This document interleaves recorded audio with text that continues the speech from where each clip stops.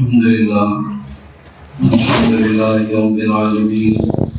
والصلاة والسلام على سيد الأنبياء والمرسلين وعلى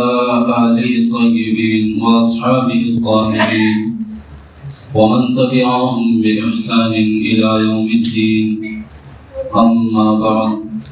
فقد قال الله تعالى في كلامه المجيد والفرقان الحميد: أعوذ بالله من الشيطان الرجيم. بسم الله الرحمن الرحيم.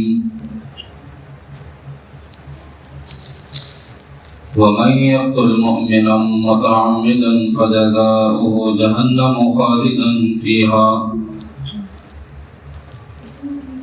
وقال في القرآن المجيد: ويل للمطففين الذين إذا اكتالوا على الناس يستوفون وإذا كالوهم أو وزنوهم يخسرون. وقال تعالى في كلامه المجيد: والسارق والسارقة فاقطعوا أيديهما جزاء بما كسبا نكالا من الله. صدق الله العظيم. محترم اور مکرم سامعین کرام، اللہ سبحانہ و تعالیٰ نے نبی پاک صلی اللہ علیہ وسلم کی امت کے لیے نیکیوں کا کمانا نہایت ہی آسان بنا دیا ہے۔ جو لوگ آخرت میں اپنا بھلا کروانا چاہتے ہوں، ان کے لیے اللہ سبحانہ و تعالیٰ نے قدم قدم پر نیکیوں کے مواقع فراہم کر دیے ہیں۔ بندے ان موقعوں کو غنیمت جانتے ہیں اور نیکیاں کمانے کی کوشش اور فکر کرتے ہیں، وہ حسنات کا ذخیرہ جمع کر لیتے ہیں، اور جو ان مواقع سے فائدہ نہیں اٹھاتے وہ نیکیوں کو ضائع کر دیتے ہیں اور نفسی شرارتوں کی وجہ سے اور شیطانی دھوکے کی وجہ سے درگزاری کرتے ہیں، اللہ کی نافرمانی اور گناہ کر بیٹھتے ہیں، تو سیئات کا ذخیرہ ہو جاتا ہے جو ان کی ہلاکت اور تباہی کا سبب بن جاتا ہے۔ اللہ تعالیٰ نے خاص مواقع بھی اس امت کے لیے فراہم کیے کہ اگر ذرا سے محنت ان خاص وقتوں میں یہ لوگ کر لیں تو زیادہ سے زیادہ حسنات اور نیکیاں اللہ تعالیٰ کی طرف سے ان کے لیے مقدر کر دی جاتی ہیں۔ انہی میں سے رمضان المبارک کا مہینہ ہے اور اس میں 1000 مہینوں سے بہتر رات لیلۃ القدر اللہ تعالیٰ نے چھپا کر کے رکھ دی ہے کہ اس کے تلاش کرنے کا حکم ہے۔ جو لوگ اس کی فکر اور کوشش کرتے ہیں اور اس کے حاصل کرنے کے لیے جاگتے ہیں، عبادت کرتے ہیں، وہ تھوڑے سے وقت میں بہت ساری نیکیاں اور 83 سال 84 سال کی عبادت کو صرف ایک رات میں اپنے نام کر لیتے ہیں۔ اور یہ اس قدر مقدس اور بابرکت مہینہ ہے کہ اس کے آنے سے پہلے نبی پاک علیہ السلام نے موقع سے خطبہ ارشاد فرمایا اور اس کی اہمیت کو واضح فرمایا، اور وہاں تک خیر خوبی سے پہنچنے کے لیے بعض روایات میں نبی پاک علیہ السلام کی دعا منقول ہے جو رجب کے مہینے سے آپ فرمایا کرتے تھے کہ اللہ کے نبی علیہ السلام نے برکت کی دعا مانگی ہے کہ پروردگار رجب کے مہینے میں ہمارے لیے برکت عطا فرما، شعبان کے مہینے میں برکت عطا فرما،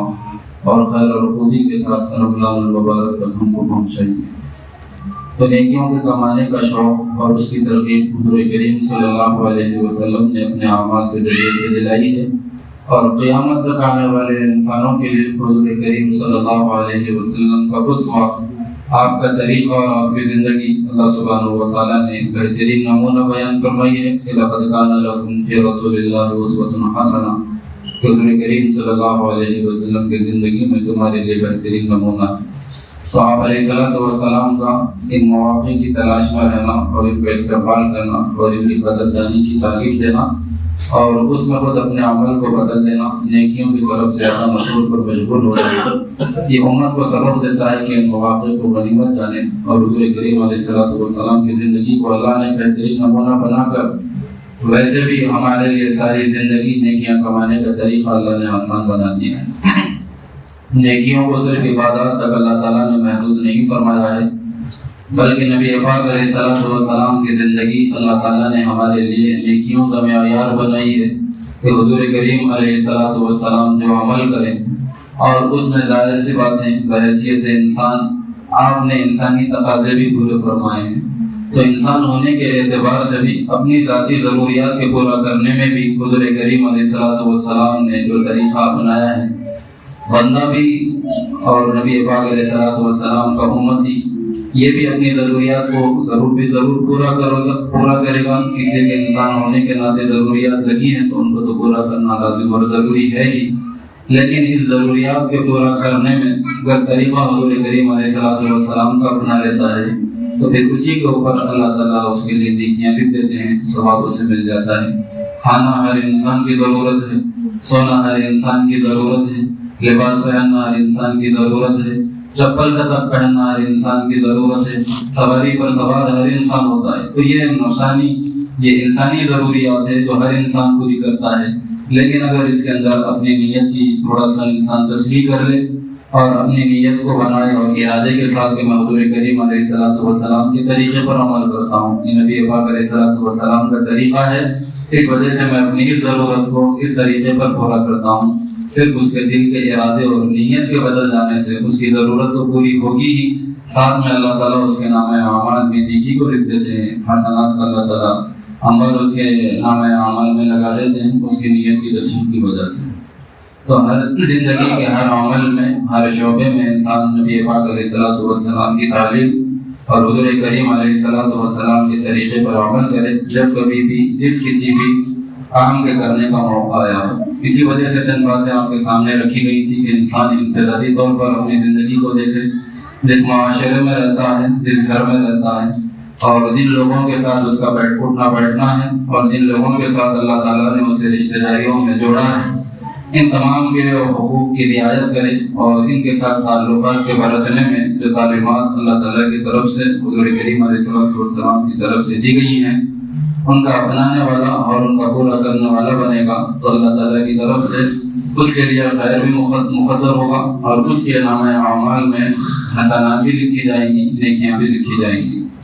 تو انفرادی طور پر اپنے اخلاق کو بنائیں، اجتماعی طور پر اپنے اخلاق کو بنائیں اور ایک دوسرے کے حقوق کے ادا کرنے کی فکر اور کوشش کریں۔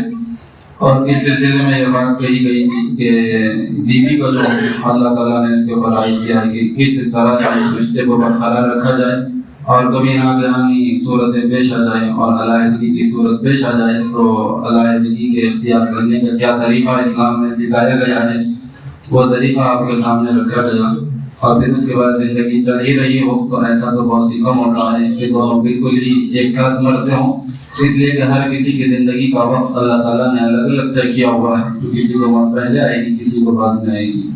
تو میاں بیوی کا جو رشتہ قائم ہوا ہے اور اس کے بعد نسل انسانی آگے بڑھی ہے اور دونوں میں سے کسی کا انتقال ہو جاتا ہے تو پھر اس کے بعد بھی اللہ تعالیٰ نے ایک دوسرے کے مال میں تک ایک دوسرے کے حق رکھ دیے ہیں کہ اگر بیوی کا انتقال ہو جائے، اولاد ہوگی تو شوہر کو کیا حق ملے گا، اولاد نہ ہوگی تو شوہر کو کیا حق ملے گا۔ اسی طرح شوہر کا انتقال ہو گیا ہے اور بیوی حیات ہے تو شوہر کے مال میں سے اگر اولاد ہے تو بیوی کو کتنا حصہ ملے گا، اور اولاد نہیں ہوگی تو بیوی کو کتنا حصہ ملے گا، بھائیوں کو کتنا ملے گا، بہنوں کو کتنا ملے گا۔ پوری تفصیل کے ساتھ قرآن شریف میں اللہ تعالیٰ نے ان حقوق کو بیان کیا ہے۔ اور پھر اس کے بعد یہ بھی یاد رکھنا چاہیے کہ یہ جو وراثت کا مال ملتا ہے، وصیت کا مال ملتا ہے، یہ اللہ رب العزت کی طرف سے فضل اور انعام ہوتا ہے، اس لیے کہ انسان بغیر کسی محنت کے اس کا مالک بنتا ہے اور یہ ملکیت ایسی ہوتی ہے کہ جیسے ہی وہ صاحب مال کا انتقال ہوتا ہے، انتقال ہونے کے ساتھ ہی وہ مال بغیر ملک کے نہیں رہتا بلکہ جو اس کے وارثین ہیں ان کی ملکیت میں منتقل ہو جاتا ہے، اگرچہ کہ تقسیم جبھی بھی ہونی ہوتی ہے۔ تو یہاں پر ایک تو تقسیم ہے اور مال کے اوپر لوگوں کی توجہ اور نظر جاتی ہے، لیکن اس کی حکمتوں کی طرف نظر عام طور پر لوگ نہیں کرتے کہ اللہ سبحانہ و تعالیٰ نے کس قدر اور کس طرح سہل ترین نظام بنایا ہے۔ ایک تو میاں بیوی کے رشتے کی برقراری کے لیے ان میں کس طرح کا تعلق ہونا چاہیے کہ موت کے بعد بھی اللہ تعالیٰ نے ایک دوسرے کے مال میں ایک دوسرے کا حق طے فرما دیا ہے، تو موت کے بعد بھی جس کا ایک دوسرے پر حق ہوتا ہو تو زندگی میں ان کو کس قدر ایک دوسرے کے حق کی رعایت کرنا چاہیے اور اس رشتے کو کس قدر نزاکت کے ساتھ لے کر کے چلنا چاہیے، یہ تمام باتیں اس کی حکمتوں میں شامل ہوتی ہیں جس کی طرف عام طور پر ہماری نظر نہیں جاتی۔ اور بھائیوں اور بہنوں کا اختلاف جو ہمارے سامنے آتا ہے، یہ رشتہ داریوں کا جو اختلاف ہمارے سامنے نظر آتا ہے، کہ آپس میں رشتہ داریوں میں پھوٹ بنی ہوئی پڑی ہوئی ہے اور ایک دوسرے سے دشمنیاں ہیں، بھائی بھائی کا سکھ بھائی کی صورت دیکھنے کے لیے تیار نہیں ہے، ایک گھر میں پلنے والے اسی گھر میں دیوار کھڑی کر دیتے ہیں اور ایک دوسرے کی صورت دیکھنا گوارا نہیں کرتے۔ وہ اس وجہ سے ہوتا ہے کہ اللہ سبحانہ و تعالیٰ نے جو ایک دوسرے کے حق بتائے یا قرآن شریف میں ہر حصے دار کا جو حصہ بتایا گیا ہے اس کی تقسیم اللہ رب العزت کے فیصلے کے موافق نہیں ہوتی، جس کی وجہ سے دلوں میں نااتفاقیاں آتی ہیں اور ہمیشہ کے لیے ایک دوسرے کے تعلق سے نفرت کے جذبات دلوں میں پیدا ہو جاتے ہیں۔ تو اجتماعی طور پر یہ اللہ رب العزت کی طرف سے ایک خاندان کے لیے حکم ہے کہ اگر وہاں پر مال ہو تو اس مال کی تقسیم وارثین میں جس طرح کہ اللہ نے بیان فرمائی ہے اس طرح سے ہو، اور یہ وراثت کا مال چاہے لاکھوں کروڑوں کا ہو، جائیداد ہو یا تھوڑا سا مال ہو، پہننے کے کپڑے ہی کیوں نہ ہو، خریدنے کی چیزیں ہی کیوں نہ ہو، ان کے درمیان میں بھی یہ تقسیم ہوگی کہ ہر ایک کو ان کے متعلقین کا جو حصہ اللہ نے متعین کیا ہے وہ بھی دے۔ تو اس کے اندر ایک دوسرے کا تعلق ہوتا ہے اور ایک دوسرے کا جوڑ اللہ سبحانہ و تعالیٰ نے اس کے اندر رکھا ہے، اور ایک خاندان کو مجموعی طور پر جوڑ کر کے کیا حصہ داری ہوتی ہے اللہ تعالیٰ نے بیان فرمایا۔ ایک تو اس کے اندر حق ادا کرنا ہوتا ہے، اور دوسرے اس کے اندر ایک اخلاقی تعلیم ہے کہ بندہ ہر چیز کو اپنے لیے ہی پسند نہ کرے، بلکہ جو چیز جس کی ضرورت اسے ہے اس چیز میں سے دوسرے کو بھی حصہ دے۔ ایک بہت ساری رقم ہے جو سامنے رکھی ہوئی ہے، اور عام طور پر ہوتا بھی ایسا ہے کہ عام طور پر بہنوں کو جائیداد کے حصے سے محروم کر دیا جاتا ہے، اور بہانہ یہ تراشا جاتا ہے کہ نکاح میں تمہارے بہت سارا پیسہ خرچ کر دیا گیا جس کی وجہ سے جائیداد میں سے تمہیں حصہ نہیں دیا جائے گا۔ شادی پر خرچ کرنا الگ چیز ہے اور جائیداد کا حصہ الگ چیز ہے۔ تو کوئی انسان نہیں چاہتا آج کل کے اس مادی دور میں، پرفتن دور میں، کہ کسی کو کچھ دے، انسان کا دل بڑا نہیں ہوتا۔ تو اگر کوئی انسان اس اسلامی تعلیم کو پورا کرتا ہے تو وہ اللہ کے حکم کو بھی پورا کرتا ہے اور اپنے بااخلاق ہونے کا ثبوت بھی دیتا ہے۔ اور اللہ تعالیٰ نے ایک طرف زکوٰۃ ہمارے اوپر فرض کی ہے، صدقہ اور خیرات کی ترغیب ہم کو دلائی ہے، اور جو مال ہم کو وراثت کے طور پر ملا ہے اس میں دوسرے حصے اللہ تعالیٰ نے بنائے ہیں کہ مال کی محبت ہمارے دل میں نہ آئے اور ہم ایک دوسرے کے حق کے ادا کرنے والے ہوں۔ مال کی قربان، مال کو دینے کے لیے انسان کو تھوڑا سا تردد ہوگا کہ اتنا سارا پیسہ دوسروں کو عام طور پر بڑھ دیا جائے، میں اس کا اکیلا مالک بن جاؤں گا۔ اس طرح کے جذبات جو دلوں میں آتے ہیں تو ان کی نفی ہوتی ہے اور ان کا خاتمہ ہوتا ہے۔ اور یہاں پر صرف مال وراثت ہی نہیں بلکہ جب دوسروں کو دینے کی عادت ہوگی تو بندہ اس کے علاوہ بھی اپنی طرف سے دوسروں کے حق ادا کرنے کے لیے، دوسروں کی تکلیفوں کے دور کرنے کے لیے اپنے مال کو خرچ کرنے والا بنے گا۔ وہ نظام تربیت اللہ سبحانہ و تعالیٰ نے مال کے خرچ کرنے کے ذریعے سے ہم کو بتایا۔ تو اجتماعی اخلاق میں رشتہ داریوں کے ساتھ اخلاق برتنے میں یہ ہے کہ ان کے اوپر خرچ کیا جائے، چاہے وہ مال وراثت ہو، چاہے اللہ تعالیٰ نے اپنے فضل سے جو عطا فرمایا ہے اس کے خرچ کرنے کے ذریعے ان رشتہ داریوں کا حق ادا کیا جائے اور ان رشتہ داریوں کو جوڑے رکھنے کی فکر اور کوشش کی جائے۔ تو یہ اجتماعی طور پر خاندانی اخلاق ہوئے، اور پھر اس کے بعد قرآن شریف میں اجتماعی اخلاق کو بھی بیان کیا گیا ہے کہ انسان آپس میں کس طرح سے ایک دوسرے کے ساتھ معاملات کرے۔ جب انسان ایک سوسائٹی بنا کر رہتا ہے، مل جل کر رہتا ہے، تو ہر انسان کو اللہ تعالیٰ نے جان بخشی ہے، اسی طرح اللہ تعالیٰ نے مال عطا فرمایا ہے۔ تو ان دونوں کے بارے میں انسان فکر مند رہتا ہے، اسے اپنی جان کا خطرہ ہے، اسے اپنے مال کا خطرہ ہے کہ کوئی لوٹ نہ لے، میری جان کو ختم نہ کر دے۔ تو ان دونوں چیزوں کا تحفظ اللہ تعالیٰ نے قرآن شریف میں بیان فرمایا ہے کہ ایک دوسرے کے ساتھ ایک دوسرے کے حق ادا کرو، اور اخلاقی تعلیم اللہ سبحانہ و تعالیٰ نے دی ہے اور نبی پاک علیہ الصلوۃ والسلام نے دی ہے کہ وہ شخص مسلمان ہو ہی نہیں سکتا جس کی زبان اور اس کے ہاتھ کی ایذا سے دوسرا مسلمان محفوظ نہ ہو۔ ہاتھ اور زبان کی تکلیف سے دوسرے کو محفوظ کرنا یعنی اپنے آپ کو بااخلاق بنانا۔ جو انسان بااخلاق ہوگا وہ اپنی زبان کا صحیح استعمال کرے گا، اور اسی طرح وہ اپنے ہاتھ کا صحیح استعمال کرے گا، یعنی کسی پر ظلم نہیں کرے گا۔ تو پہلے عام طور پر انسانوں کو ظلم کرنے سے روکا گیا ہے، زبان کے صحیح استعمال کی تعلیم دی گئی ہے کہ زبان کے استعمال سے دوسروں کی عزت پر حملہ نہ کرے، اور اپنے ہاتھ سے ظلم کرتے ہوئے کسی کے مال پر حملہ نہ کرے، اور اپنے ہاتھ کا استعمال کرتے ہوئے کسی کی جان کا ناحق دشمن نہ بن جائے۔ یہ تمام چیزوں کا اللہ تعالیٰ نے انسانوں کا تحفظ فرمایا ہے، اور ہر انسان کو ایک انسانی معاشرے کا فرد ہونے کے اعتبار سے یہ ذمہ داری عائد کی ہے کہ وہ امن اور سکون کے ساتھ خود بھی رہیں اور امن اور عافیت کے ساتھ دوسروں کو رہنے کی اپنی طرف سے پوری سہولت وہ بخشے، یعنی کسی طرح سے اس انسانی نظام میں، اس معاشرے میں خلل اندازی نہ کرے۔ اس وجہ سے کہا گیا پہلے جانوں کا تحفظ اللہ تعالیٰ نے کیا، اور مسلمانوں کی جانوں کا تحفظ یہ کیا کہ ومن قتل مؤمنا خطأ فتحرير رقبة مؤمنة، اگر کسی مسلمان کو غلطی سے غلطی سے اگر قتل کر دے تو اس کے لیے یہ کہا گیا کہ وہ غلام کو آزاد کرے گا، اور اس کی ایک دیت اللہ تعالیٰ نے متعین فرمائی ہے کہ اس طرح سے غلطی سے بھی کسی کا قتل نہیں ہونا چاہیے۔ اور جو جانتے بوجھتے کسی مسلمان کو قتل کرے گا تو اس کے لیے قرآن شریف میں بیان کیا گیا ہے کہ جو جانتے بوجھتے کسی پیسے کے لیے یا ناحق کسی اور وجہ سے، کسی دشمنی کی وجہ سے کسی مسلمان کو قتل کر دیتا ہے تو قتل اتنا بڑا گناہ ہے کہ اللہ تعالیٰ نے صاف الفاظ میں قرآن شریف میں بیان کیا ہے کہ ایسے شخص کا ٹھکانہ جہنم ہے اور اس جہنم میں وہ ہمیشہ ہمیشہ رہے گا۔ تو قتل اتنا بھیانک جرم ہے اور اس قدر سنگین گناہ ہے، اور پھر اس کے بعد انسانی معاشرے میں ہم نظر دوڑاتے ہیں آج کے حالات میں، تو ذرا سی بات کے لیے ایک دوسرے کا قتل کر دینا، تھوڑی سی معمولی سی رقم کے لیے، تھوڑی سی بحث و مباحثے کے بعد، تھوڑے سے اختلاف کے بعد ایک دوسرے کی جان کے دشمن بن جانا اور اسے قتل کر دینا، یہ عام ہوتا چلا جا رہا ہے، اور یہ قیامت کی نشانیوں میں سے ایک نشانی ہے کہ قتل عام ہو جائیں گے۔ تو اس وجہ سے ہم قیامت کی نشانیوں کا حصہ نہ بنے اور ایک انسانی معاشرے کے باعزت اور پرسکون شہری بننے کی تعلیم اللہ تعالیٰ نے قرآن شریف میں دی ہے کہ اور جتلایا ہے کہ جو کوئی جانتے بوجھتے ناحق کسی مسلمان کو قتل کرے گا تو اس کا ٹھکانہ جہنم ہوگا، اور پھر اس کے بعد کہا گیا کہ جس نے کسی ایک انسان کو بھی قتل کیا اس نے پوری انسانیت کا قتل کر دیا، اور پھر اس کے بعد کہا گیا کہ جو قتل کرتے ہوں گے وہ ایسے ہی معاشرے میں دندناتے نہیں پھریں گے، بلکہ اللہ تعالیٰ نے قتل کی سزا بدلے میں قتل رکھی ہے اور کہا ہے کہ وَلَكُمْ فِي الْقِصَاصِ حَيَاةٌ يَا أُولِي الْأَلْبَابِ، اگر تمہیں شعور ہے اور عقل ہے تو سمجھو قصاص میں جو قتل کیا جاتا ہے، سزا جو قتل کیا جاتا ہے، اس قتل میں تمہارے لیے زندگی ہے۔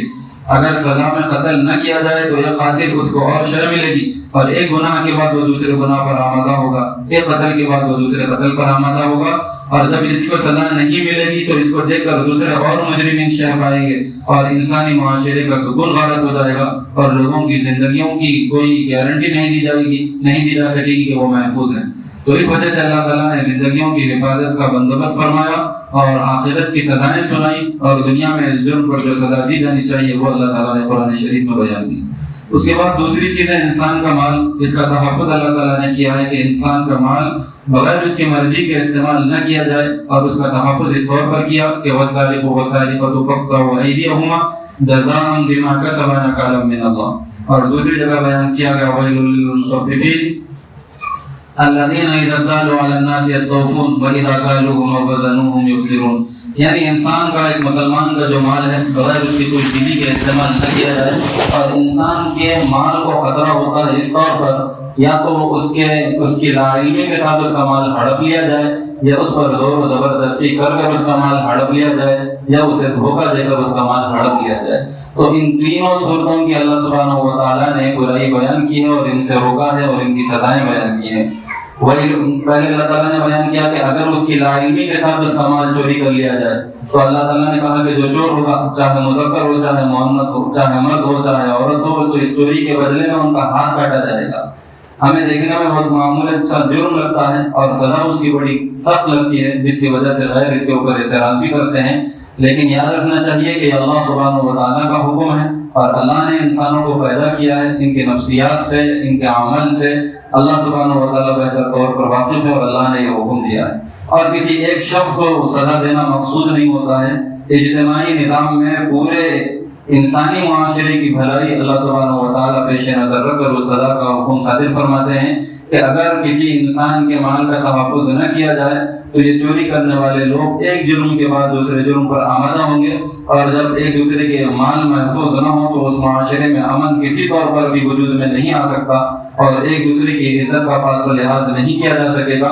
اور ایک دوسرے کی محنت سے کمایا ہوا یہ مال اگر اس طرح سے ضائع ہونے لگے گا تو محنت کرنے والا محنت سے جی چرائے گا، اور وہ بھی اس جرم میں اور چوریوں میں مشغول ہوگا، اور آسانی سے پیسے کمانے کی راہیں سوچنے لگے گا، چاہے وہ حلال طریقہ ہو چاہے وہ حرام طریقہ ہو۔